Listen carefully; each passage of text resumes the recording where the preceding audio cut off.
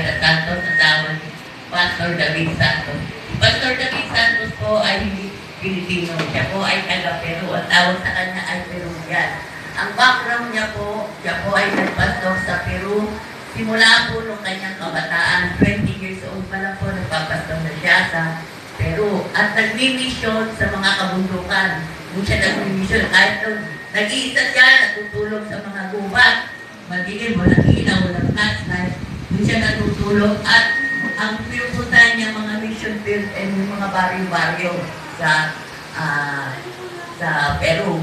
Ang magulang niya po ay missionary pastor. Siya po ay lumaki sa isang pamilya na Kristiyano. Mula bata silang lahat, na 7 magkakapatid ay lumaki sa pamilya Kristiyano. Ang tatay niya ay missionary pastor. Kung alam niyo yung Amazon, doon po nag-mission yung tatay niya, yung mga Amazon jungle. So, totoo po yung mga anaconda. Totoo po yun. So, ang ikinabuhay ng tatay niya ay ang pagkain nila ay hinahanting pa.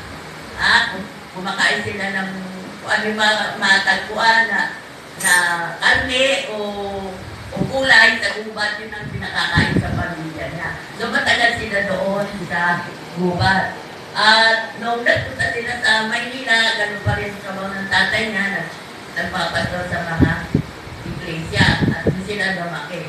Siya po ay fifth placer sa Peru as a gymnast champion. Siya po ay gymnast champion. Tapos, tinigil niya yun para po siya mag-full time sa ministry. Nag-aral sa Bible School sa Peru.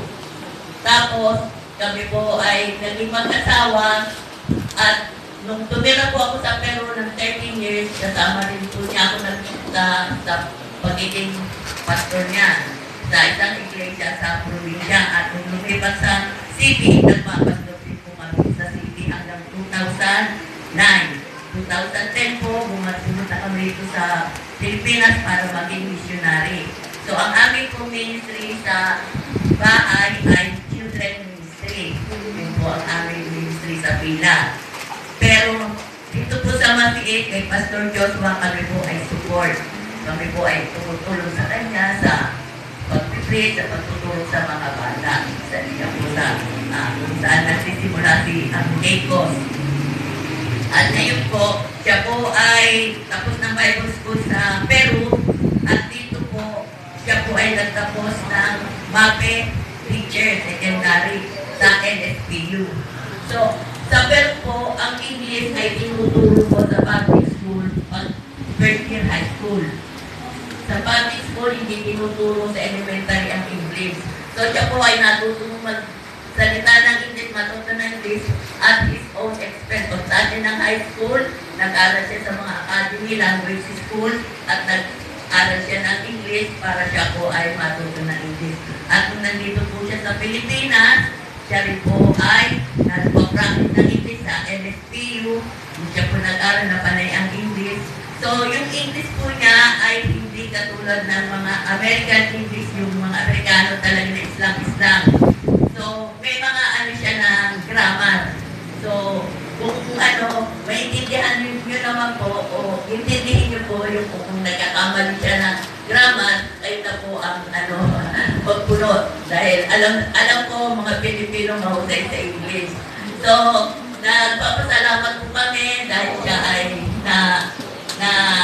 ay kailangan na mag-bless sa church na ito kung saan si Reverend Joel Corbe, nakilala namin noong pa, sa Pila pa rin po, ay kami po yung nagpapadala. So yun po ang background ni Pastor David Santos. So maraming salamat po para po makilala niyo.